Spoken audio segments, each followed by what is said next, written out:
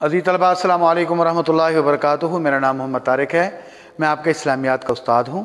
عزیز طلباء، آج ہم نے سورہ انفال رکوع نمبر 2 آیت نمبر 11 اور 12 اس کی ٹرانسلیشن پڑھنی ہے، اور اس میں بننے والے مختصر سوالات جو چیزیں ہیں ہم نے وہ پڑھنی ہیں۔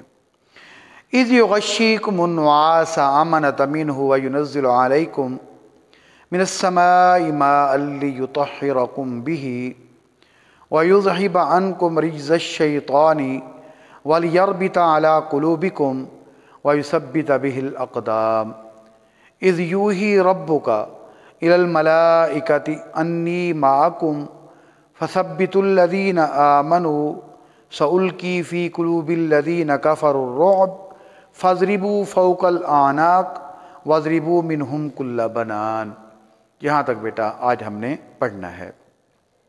پہلا اس کا ہم لفظی ترجمہ پڑھیں گے، پھر اس کے بعد با محاورہ ترجمہ جو ہے وہ ہم دیکھیں گے۔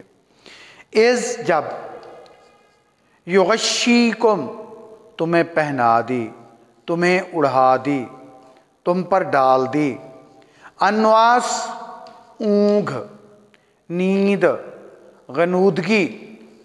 بیٹا یہ 3 ورڈ قرآن پاک کے اندر استعمال کیے گئے ہیں، لا تاخذہ سینہ ولا نوم اور نعاس۔ یہ بیٹا تینوں نیند کی قسمیں ہیں۔ سینہ کہتے ہیں نیند کی ابتدائی قسم، آنکھوں کے اوپر بوجھ ہو اور نیند کی کیفیت جاری ہو لیکن انسان جاگنے کی کوشش کرے، اس کو ہم کہتے ہیں سینہ۔ اور نمبر 2 نعاس، کہ بیٹھے بیٹھے نیند کے جھٹکے لینا، بیٹھے بیٹھے نیند کے جھٹکے آنا، اس کو ہم کہتے ہیں نعاس۔ اور تھرڈ ہے نوم، سو گیا، پھر دنیا ما فیہا سے بے خبر ہو کر جو سویا پڑا ہے اور عالم مدہوشی کے اندر، تو اس کو ہم کیا کہتے ہیں، نوم کا ورڈ یا نیند کا ورڈ استعمال کرتے ہیں۔ اذ یغشیکم، جب تمہیں اڑا دی، النعاس نیند کی چادر، امنتاً تسکین کے لیے، منہ اپنی طرف سے، وینزل اور اتارتا تھا، علیکم تم پر، من سے، السماء آسمان سے اتارتا تھا، ماء بارش، لفظی معنی پانی بارش برسائی، لیطہرکم تاکہ نہلا کر پاک کر دے، بہ اس کے ذریعے، ویذھب اور دور کر دے، عنکم تم سے، رجز الشیطان، رجز کہتے ہیں گندگی کو، نجاست کو، ناپاکی کو، الشیطان شیطانی نجاست کو، وَلِيَرْبِطَ اور مضبوط کر دے، وَلِيَرْبِطَ اور مضبوط کر دے، عَلَىٰ پر، قُلُوبِكُمْ تمہارے دلوں کو مضبوط کر دے، وَيُثَبِّتَ اور جمائے رکھے، بِهِ اس کے ذریعے، الْأَقْدَامَ تمہارے پاؤں، الْأَقْدَامَ تمہارے پاؤں۔ جب اس نے تمہاری تسکین کے لیے اپنی طرف سے تمہیں نیند کی چادر اڑھا دی، غنودگی کی چادر اڑھا دی، غنودگی کا معنی نیند ہے بیٹا، نیند کی چادر اڑھا دی، وَيَنزِّلَ عَلَيْكُم مِّنَ السَّمَاءِ اور تم پر آسمان سے پانی برساتا تھا، برسایا تاکہ تم کو اس سے نہلا کر پاک کر دے، اور شیطانی گندگی کو، شیطانی نجاست کو تم سے دور کر دے، اور اس لیے بھی تمہارے دلوں کو مضبوط کر دے، اور وَيُثَبِّتَ بِهِ الْأَقْدَامَ اور اس سے تمہارے پاؤں کو جمائے رکھے، تمہارے پاؤں کو جمائے رکھے۔ سمجھ آئے گی بیٹا؟ دوبارہ دیکھیں، جب اس نے تمہاری تسکین کے لیے اپنی طرف سے تمہیں غنودگی کی چادر، یہ نیند کی چادر اڑھا دی، اور تم پر آسمان سے پانی برسایا، اور تم کو اس سے نہلا کر پاک کر دے، اور شیطانی نجاست کو تم سے دور کر دے، اور اس لیے بھی کہ تمہارے دلوں کو مضبوط کر دے، اور اس سے تمہارے پاؤں جمائے رکھے۔ بات سمجھ آ گئی بیٹا؟ اب اس کا تھوڑا سا شان نزول سن لو۔ بیٹا غزوہ بدر کے اندر اللہ تعالیٰ نے مومنوں پر جو احسانات کیے ہیں ان کا تذکرہ ہے۔ ان آیات کے اندر اللہ تعالیٰ نے غزوہ بدر کے اندر جو مومنوں پر انعامات اور احسانات کیے، اس کے اندر کیا ہے بیٹا؟ تذکرہ ہے۔ غزوہ بدر کے اندر اللہ تعالیٰ نے جو انعامات کیے ان میں سے ایک یہ بھی اللہ تعالیٰ نے احسان کیا کہ اللہ نے رمضان، کیونکہ غزوہ بدر رمضان المبارک کے مہینے میں آیا اور جولائی کا مہینہ گرمی کا مہینہ تھا، مسلمان روزے کی حالت میں، تو مسلمان تھک چکے تھے، تو اللہ تعالیٰ نے ان کی تھکن کو دور کرنے کے لیے ان پر نیند کو مسلط کر دیا۔ یوں میدان جنگ میں وہ لڑ بھی رہے تھے اور ساتھ ساتھ یوں جھٹکے مار کے سو بھی رہے تھے، اور ایک جھٹکا سا آتا ان کی نیند پوری ہو جاتی تھی۔ اور پھر اللہ تعالیٰ نے نیند کی سستی کو دور کرنے کے لیے پھر اللہ تعالیٰ نے آسمان سے پانی برسایا، وہ پانی برسا کر ان کو کیا کر دیا، نہلا کر پاک کر دیا۔ جیسے ہم دوپہر گرمیوں کے موسم میں دوپہر کے اندر کام کرتے رہیں تو کام کرنے سے تھک جاتے ہیں، تو جب تک ہم تھوڑی دیر کے لیے سستائیں نہ، یعنی سوئیں نہ، اس وقت تک ہم دوسرے کام کرنے کے قابل نہیں رہتے۔ تو مسلمانوں کو بھی اللہ تعالیٰ نے ان پر نیند مسلط کری تاکہ وہ سو لیں، ان کو آرام آ جائے۔ پھر جب نیند سے ہم بیدار ہوتے ہیں تو ہمارے جسم کے اندر سستی ہوتی ہے، ہم ایکٹیو ہونے کے لیے کیا کرتے ہیں، غسل کرتے ہیں۔ تو اللہ تعالیٰ نے مسلمانوں کو غسل کرنے کے لیے، ان کو ایکٹیو کرنے کے لیے، ان کے اندر دوبارہ انرجی کو بحال کرنے کے لیے اللہ تعالیٰ نے آسمان سے پانی کو برسایا تاکہ وہ دوبارہ نہلا کر کیا ہو جائیں، ایکٹیو ہو جائیں، نہا کر ایکٹیو ہو جائیں، تیار ہو جائیں، ان کے اندر قوت اور طاقت دوبارہ ان کی تھکن اتر جائے۔ اللہ تعالیٰ نے یہ پہلا انعام کیا کیا، ان پر نیند کو مسلط کر دیا۔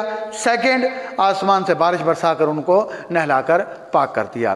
دیکھیں بیٹا، جہاں مسلمانوں نے سٹے کیا ہوا تھا، جہاں مسلمانوں نے خیمے ڈالے ہوئے تھے، لشکر نے خیمے ڈالے ہوئے تھے، وہ صحرائی علاقہ تھا، اور جہاں کفار نے اپنے پڑاؤ کیا ہوا تھا، اپنے لشکر کو ٹھہرایا ہوا تھا، وہ پہاڑوں کے اوپر تھا۔ تو بارش جب برسی، مسلمانوں کے لیے بارش نعمت کا رحمت بن گئی اور کافروں کے لیے زحمت بن گئی۔ وہ کیسے کہ جہاں مسلمان رہ رہے تھے، پڑاؤ ڈالا ہوا تھا، وہ ریت تھا، ریت کے اوپر چلنا مشکل ہوتا ہے۔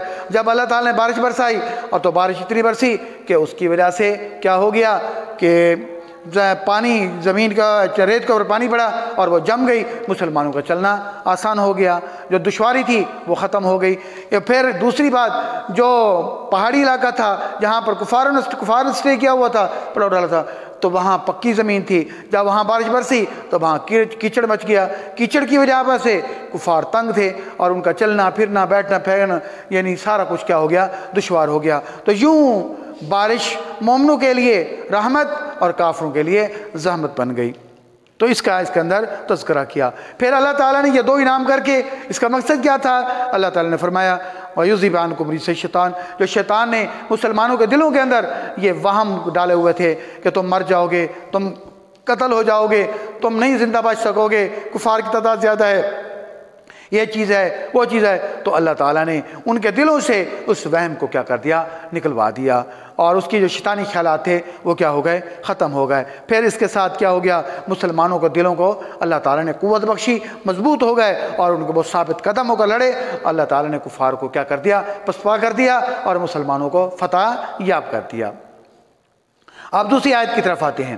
اذ یوحی ربک الی الملائکہ، اس جب یوحی واہی کرتا تھا، فرماتا تھا، ربک تیرا رب، الی الملائکہ فرشتوں کی طرف، جب تیرا رب فرشتوں سے فرماتا تھا، انی معکم، انی معکم، میں تمہارے ساتھ ہوں، فثبتوا الذین آمنوا، فثبتوا، تم تسلی دو ایمان والوں کو کہ وہ ثابت قدم رہیں، سألقی، ان قریب میں ڈالے دیتا ہوں، فی قلوب، دلوں میں، اور الذین کفروا، کافروں کے دلوں میں، الرعب، دبدبہ، خوف، ہیبت، فاضربوا فوق الاعناق، ان کی گردنوں پر، اعناق کا معنی گردنیں، ان کی گردنوں کے اوپر مارو، واضربوا، اور مارو، منہم کل بنان، ان کے پور پور مار کر توڑ دو۔ بیٹا یہ انگلیوں کے جو حصے ہیں ان کو پور کہا جاتا ہے، ان کو مار کر کاٹ دو۔ اب اس کا محاوراتی ترجمہ دیکھیں، اور جب تمہارا پروردگار فرشتوں کو ارشاد فرماتا تھا کہ میں تمہارے ساتھ ہوں، تم ایمان مومنوں کو تسلی دو کہ وہ ثابت قدم رہیں، میں ابھی کافروں کے دلوں میں رعب و ہیبت ڈالے دیتا ہوں، تو ان کا سر مار کر اڑا دو اور ان کا پور مار مار کر توڑ دو۔ تو بیٹا یہ تھی ٹرانسلیشن۔ اب آتے ہیں ہم ان کے مشکل الفاظ کی طرف۔ بیٹا یغشیکم، تمہیں وہ ڈھانپ دیتا ہے، النعاس، اونگ، غنودگی، نیند، رجز شیطان، شیطان کی نجاست، الاعناق، گردنیں، اور بنان، پور پور، جوڑ جوڑ۔ یہ الفاظ کی مینز آپ نے بیٹا بطور کاپی ورک کے لکھنے ہیں۔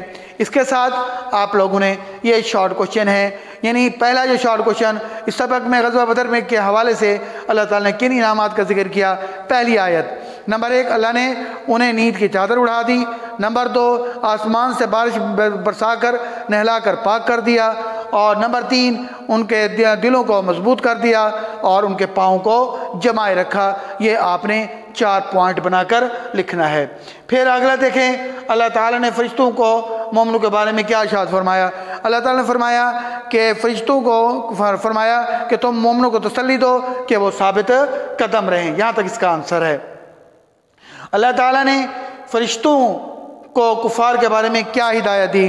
अल्लाह ताला ने फरिश्तों को कुफार के बारे में क्या हिदायत दी कि उनकी गर्दनें काटो। फजरिबू फौकल अनाक, उनकी गर्दनें काटो। वजरिबू मिनहुम कुल्ला बनान, और उनके पोर पोर मार कर यानी जोड़ जोड़ करके तोड़ दो, काट दो। तो बेटा ये था आज का हमारा लेक्चर। आपने ये तीनों शॉर्ट क्वेश्चन और ये अल्फाज के मीन्स आपने क्या करना है, होमवर्क के तौर पर कॉपी पे लिखना है और ये याद भी करने हैं।